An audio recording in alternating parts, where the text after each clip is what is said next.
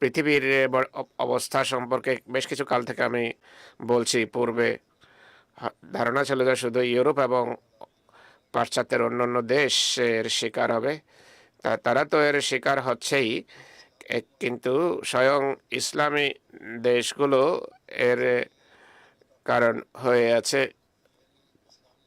পাশ্চাত্যের অপশক্তিগুলোই প্রথমে ইসলামী দেশগুলোতে নৈরাজ্য সৃষ্টি করিয়েছে, এরপর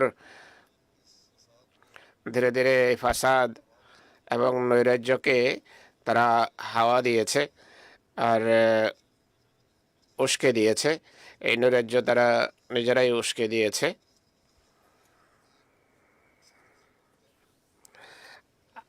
আর এটিকে এক দেশ থেকে অন্য দেশে বিস্তৃত করেছে। এর পিছনে কি ষড়যন্ত্র তাদের রয়েছে এটি জানা কথা। তারা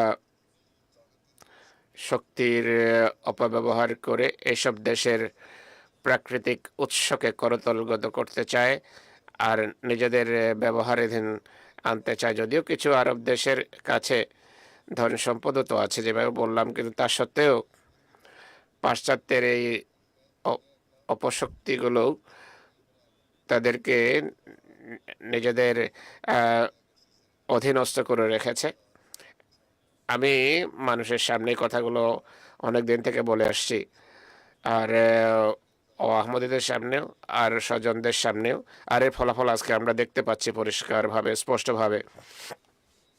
এই কথা আমাদের সবসময় স্মরণ রাখতে হবে যে দাজ্জালি অপশক্তি মুসলমানদেরকে কখনো শান্তিতে দেখতে চায় না। এটি দেখতে চায় না যে আমরা শান্তিতে আছি।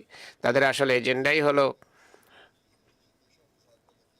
মুসলিম বিশ্বে সবসময় ফাসাদ এবং নৈরাজ্য সৃষ্টি করা।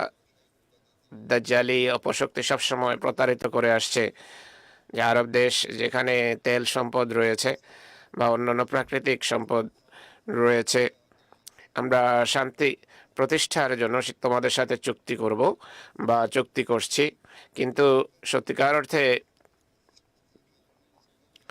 এদের অভ্যন্তরীণ ষড়যন্ত্র ভিন্ন, যা আজকে স্পষ্টভাবে সামনে এসে গেছে। তাই আমাদের কাজ হলো দোয়ার মাধ্যমে বিশেষভাবে খোদার দরবারে বিনত হওয়া, দোয়া করা, বিশেষভাবে মুসলমান বিশ্বের জন্য, যার এখন অনেক প্রয়োজন রয়েছে।